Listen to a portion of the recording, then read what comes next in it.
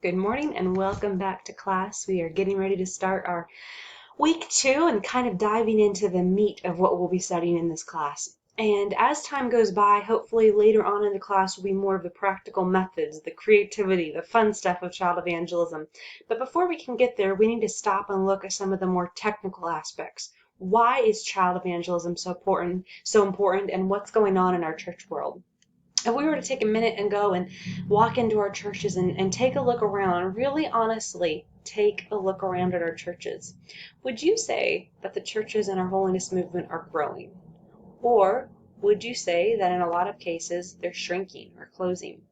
I hate to say it because I don't think I'm a pessimist, but I hate to say it, but if we were to go around and take a survey of our conservative holiness movement, would find some really sad statistics about decrease of numbers and decrease of just real committed Christians. But it's not just in the conservative holiness movement. Heartbreakingly enough, it seems like in the evangelical world in general, and even outside of that in the bigger church world in general, we're facing an epidemic that's far worse than anything COVID-19 ever threw our way. This week, maybe you've already read the book or you're about to read the book, Already Gone. And some of the statistics in there are absolutely heartbreaking. I won't reread that to you, but I do want to talk about it a little bit because I think those statistics are important. There's a reason why we need to know this, because we need to wake up as a church. We need to wake up as teachers, and you guys heading into the field of teaching children.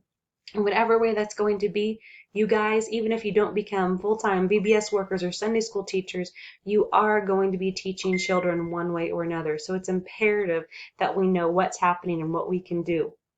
So, in Already Gone, one of the most heartbreaking parts to me is when Ken Ham mentions what's happening in England.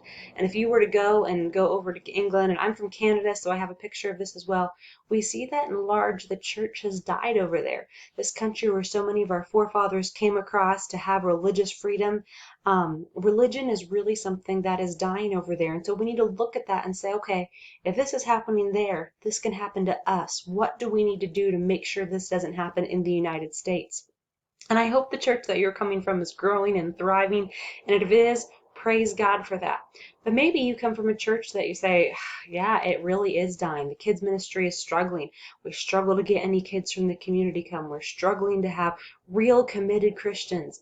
Then I hope this class is something that just spurs you on, that makes you excited, that says, you know what, there is hope. There's something we can do. We don't have to just do our same tried and true methods, because maybe they aren't so tried and true all the time.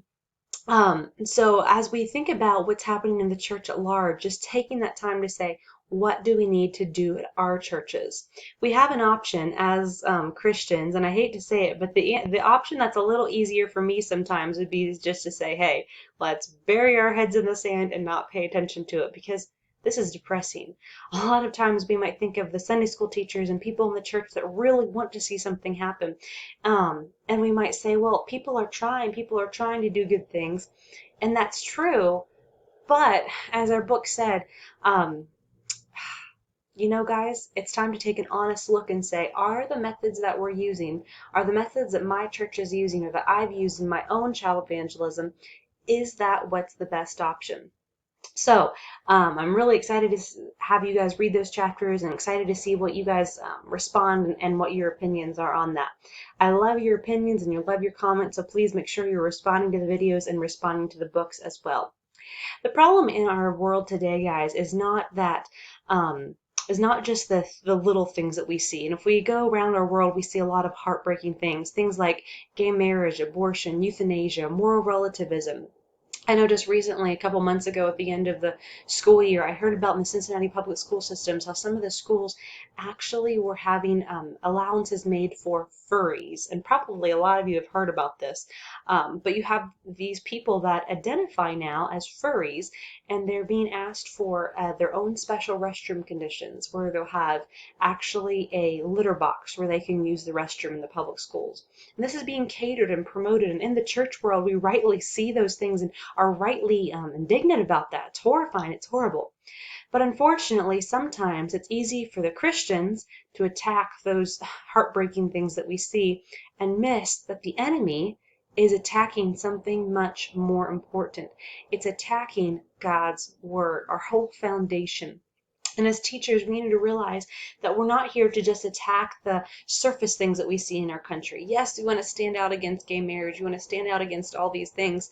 But there's something even more important, that we teach our children to have a foundation that is strong and true. So today I want to look at just a couple reasons of why the people are leaving the church and what we can do about that. So number one, I would say that people are leaving the church because they aren't being given answers to hard questions. My mom comes from a family of 7 kids, and so a lot of us cousins have, similar backgrounds, being raised in similar ways. But it was kind of interesting to me, and actually just a cool story that really doesn't have much to do with this lesson, but I, like cool stories.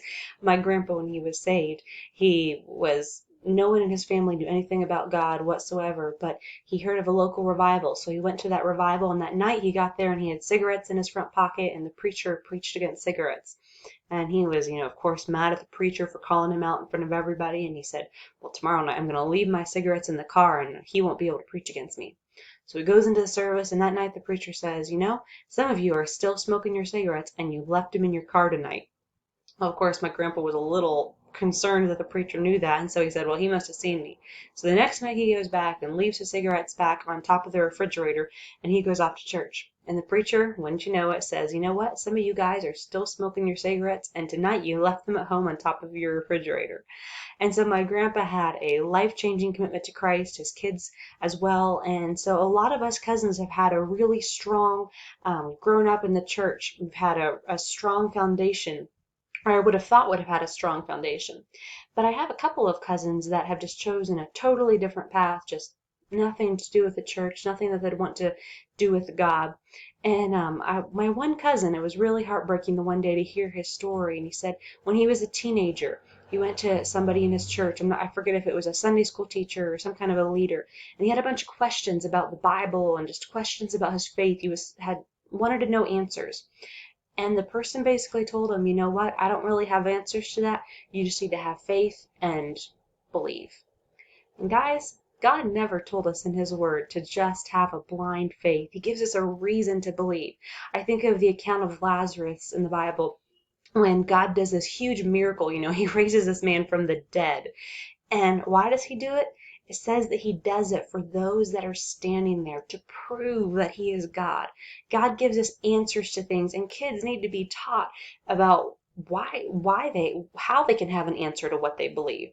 And that's our discussion for today. After you watch this video, I'd love for you to comment below, what are some ways that you could provide opportunities for children to ask their questions? How could you create an atmosphere in your Sunday school or in your junior church room that kids, when they start saying, wait a minute, how do I know the Bible is true?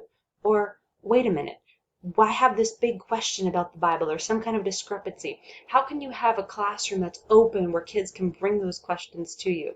So comment below, what are some ways that you could promote questions in your classroom? Pardon me. I think of just recently I was in a home, and one of the teenagers found a discrepancy, if you will, in the Bible. He was reading in 2nd Chronicles and 1st Samuel, and it was talking about when David sinned against the Lord and took that census of the people. And in it, the one account in 2nd Chronicles mentions that it was 3 years that David was offered as a punishment. The second account said 7 years. And so he was saying, why is this? Why does God's word give 2 different numbers?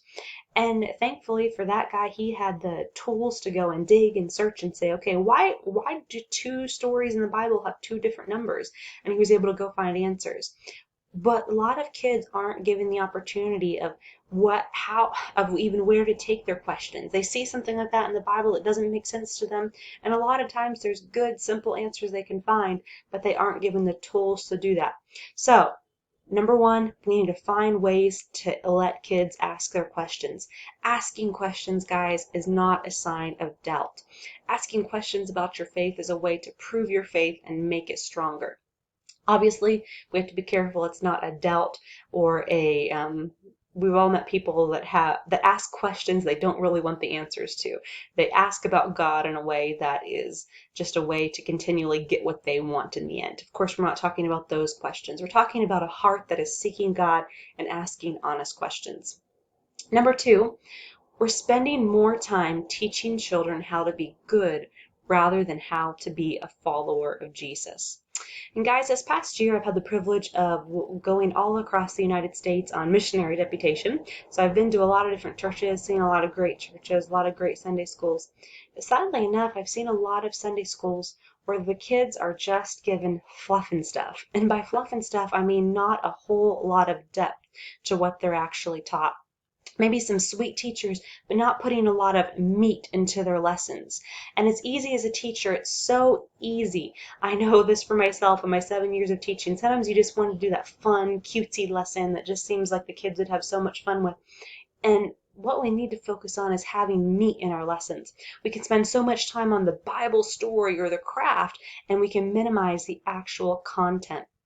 I had a mom come to me one time in my classroom. I had her daughter in my class, and she said she just didn't know what to do anymore because she didn't feel like she could send her kids to the junior church at her church. And she mentioned that the last theme they had had was about cereal. And she's like, what do I do when my kids are coming home and all they're talking about is cereal after church? Now, I could think of some pretty fun ways that you could come up with a fun VBS based on cereal and have some meat in there.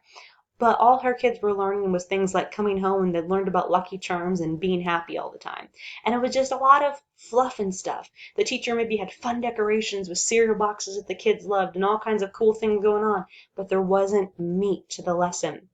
I remember also another one that I saw a VBS done and the teacher talked about, it was a smiley and an emoji. It was kind of back when emojis were first really, really popular as cell phones. And she had all these different emojis all over and it was really cutely decorated.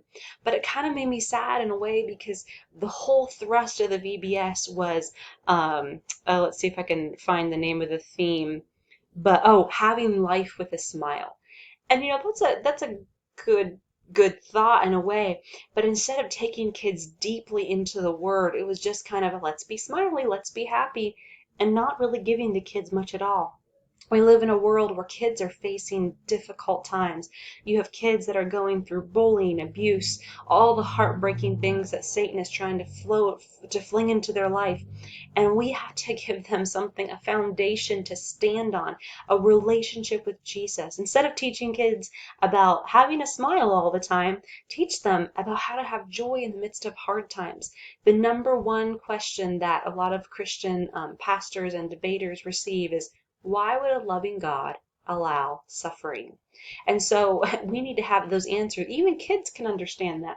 You can give them examples of, you come home and your favorite dog dies and, why would God allow that? And you can give them answers to those hard questions that way when they become 12, 14 and start having even bigger questions, they already know, you know what? There's a God that I can trust and I can count on. We'll pick this back up with our third reason in part 2.